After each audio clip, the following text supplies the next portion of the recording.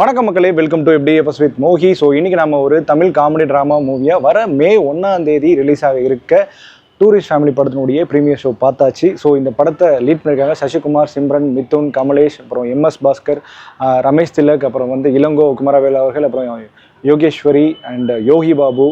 So இந்த படத்தை இயக்கியிருக்காரு அபிஷன் ஜீவித் அப்படின்ற ஒரு அறிமுக இயக்குனர். ஸோ இந்த படம் ரிலீஸ் ஆகிறதுக்கு முன்னாடியே நிறைய தியேட்டர் ஓனர்ஸ்களுக்கும் அண்ட் பெரிய பெரிய இயக்குநர்களுக்கும் இந்த படம் காண்பிக்கப்பட்டது. ஸோ அதில் பார்த்தீங்கன்னா நிறைய பாசிட்டிவ் ரெஸ்பான்ஸ் இருந்தது அண்ட் நிறைய பில்டப்லாம் இருந்தது. அதாவது இந்த செஞ்சுரியிலேயே இந்த நல்ல படம் அப்படின்ற மாதிரி சமுத்திரக்கனி வேறு சொல்லியிருக்காரு. ஸோ இவங்க கொடுத்த பில்டப்புக்கும் இவங்க கொடுத்தலாம் உண்மையாகவே ஒருத்தா இந்த படம் இருக்கா அப்படின்றத நம்ம இந்த ரிவ்யூவில் பார்க்க போகிறோம். ரிவ்யூக்கு போகிறதுக்கு முன்னாடி இந்த ரிவ்யூ ஆனது உங்களுக்கு பிடிச்சிருந்தா மறக்காமல் லைக் பண்ணுங்கள், கமெண்ட் பண்ணுங்கள், ஷேர் பண்ணுங்கள், சேனலை சப்ஸ்கிரைப் பண்ண மறந்துடாதீங்க. வாங்க நம்ம ரிவ்யூக்கு போகலாம். ஸோ இந்த டூரிஸ்ட் ஃபேமிலி படத்தினுடைய கதை சுருக்கம் என்ன அப்படிங்கன்னா, இந்த படத்தினுடைய ட்ரைலருக்கு முன்னாடி ஒரு கிளிம்ஸ் விட்டாங்க தெரியுமா, அதுதான் இந்த படத்தினுடைய கதையே. எஸ், ஸ்ரீலங்காவில் இருக்கிற பொருளாதார சூழ்நிலையால் ஒரு ஃபேமிலி, அது மட்டும் இல்லாமல் அவருக்கு ஏகப்பட்ட கடன்கள் இருக்கனால அந்த ஃபேமிலி நம்ம தமிழ்நாட்டில் ராமேஸ்வரம் அடைஞ்சிடறாங்க. ஸோ அங்கே ஒரு போலீஸ் கிட்டையும் மாட்டிக்கிறாங்க. போலீஸ் கிட்ட மாட்டி அந்த போலீஸ் இவங்க பார்க்குற நல்லவங்க இருக்குன்றால ஒரு பக்கம் சரி நான் உன்னை பார்க்கல நீ என்னை பார்க்கலன்னு சொல்லி விட்டுறாங்க. ஸோ இவங்க சென்னையில் தஞ்சம் அடைகிறாங்க. சென்னையில் ஒரு காலனியில் தஞ்சம் அடைகிறாங்க. அதுக்கப்புறம் அவங்க வாழ்க்கையில் ஏற்படுற சூழ்நிலைகள், பிரச்சனைகள், ஸோ அதெல்லாம் தாண்டி அவங்க வாழ்க்கை எந்த மாதிரியான வகையில் போகுது, போலீஸ் கிட்ட மாட்டிட்டாங்களா இல்லையா அப்படின்ற கதையை நோக்கி தான் இந்த படம் போகப்படுது. ஸோ இந்த படத்தினுடைய பாசிட்டிவ் நெகட்டிவ் பற்றி பேசுவோம். இந்த படத்தினுடைய பாசிட்டிவ் நான் பாரு இந்த படத்தினுடைய காஸ்டிங் அப்படின்னு சொல்லலாம். ஸோ இந்த படத்தில் எல்லாத்தையுமே நல்ல அழகாக தேர்ந்தெடுத்திருக்காங்க அப்படின்னு சொல்லி ஆகணும். எல்லா கேரக்டருமே இந்த படத்துக்கு ஒரு வேல்யூ கொடுத்துட்டே தான் இருக்குது.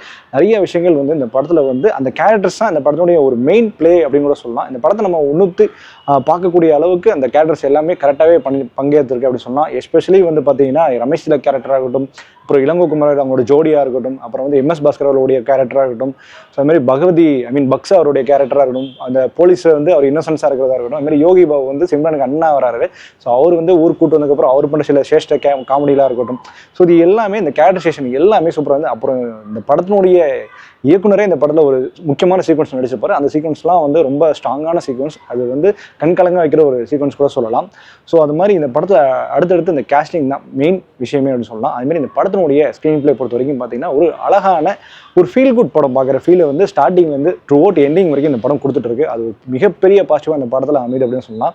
ஏன்னா படத்தில் நம்ம ஸ்ரீலங்கா அப்படின்னு சப்ஜெக்ட் எடுக்கும்போது ஓகே நம்மளை ஏதோ கஷ்டப்படுத்த போகிறாங்க, நம்மளை ஏதோ இதெல்லாம் சொல்லி நம்மளை ஏதோ ஒன்று பண்ண போகிறாங்க அப்படின்னு நம்ம நினச்சிருந்தா அந்த மாதிரிலாம் அந்த போக்குக்கே போகாமல் வெறும் ஃபீல் குட் சைடில் மட்டுமே இந்த படத்தை ஃபோக்கஸ் பண்ணி அதை கரெக்டாக கொண்டு போயிருந்தாங்க சொல்லலாம். மேபி அது நிறைய பேருக்கு மைனஸ் ஆகிறதுக்கான சான்ஸும் இருக்குது. அதை பற்றி நம்ம டீட்டெயிலாக எக்ஸ்பிளைன் பண்ணுவோம். ஸோ அந்த ஃபீல் குட்ன்றது ஸ்டார்டிங் டு எண்டு வரைக்குமே த்ரூ அவுட்டாக படம் ஃபுல்லாகவே நிரம்பி இருந்தது. அதுமாதிரி படத்தில் சீக்வன்ஸாக அந்த செக்மெண்ட்டாக ஒரு நல்ல மனிதன் ஃபேஸ் பண்ணுற விஷயங்கள், அந்த நல்ல மனிதன் எப்படி நல்ல மக்களை உருவாக்குகிறான் அப்படின்ற ஒரு விஷயத்தையும் இந்த படம் சொல்லுது. அது மாதிரி இந்த படம் மனிதத்தையும் மனிதனுடைய வாழ்வியல் எப்படி இருக்கணும், அதுமாரி மொழி கடந்து மக்கள் இருக்கணும், அன்பு இருக்கணும் அப்படின்ற ஒரு விஷயத்தையும் ரொம்ப தெளிவாக அந்த படம் அறிவுறுது. அதுக்கு இந்த படத்தினுடைய டைரக்டருக்கு நம்ம பாராட்டணும். அதுமாதிரி படத்தில் இந்த டைரக்டரோட பர்ஃபார்மன்ஸும் சரி, இந்த டைரக்டரோட அந்த டைலாக்ஸ் ரைட்டிங்கும் சரி, படம் ஃபுல்லாகவே நிறைய டைலாக்ஸில் கிளாப்ஸ் ஆகுது. அட் சேம் டைம் எமோஷனலும் ஆகுது. எஸ்பெஷலி பார்த்தீங்கன்னா காமெடி சீக்வன்ஸ் படத்தில் பயங்கரமாக எழுதப்பட்டிருந்தது சொல்லலாம். அதாவது தன்னுடைய லவ்வர் மிதுன் அவர்களுடைய லவ்வர் கல்யாணம் பண்ணிப்பாங்க, இனிமேல் இந்த பாட்டை கேட்டால் நான் என்ன பண்ணுவேன் அப்படின்ற அந்த சீனாக இருக்கட்டும். அது மாதிரி பகவதி சொல்லுவார், நீங்கள் கண்டிப்பாக தெரியும், நீங்கள் கண்டிப்பாக இலங்கைக்காரெல்லாம் கிடையாது, நீங்கள் கண்டிப்பாக மலையாளக்காரன் தான் அப்படின்னு சொல்கிறதா இருக்கட்டும்.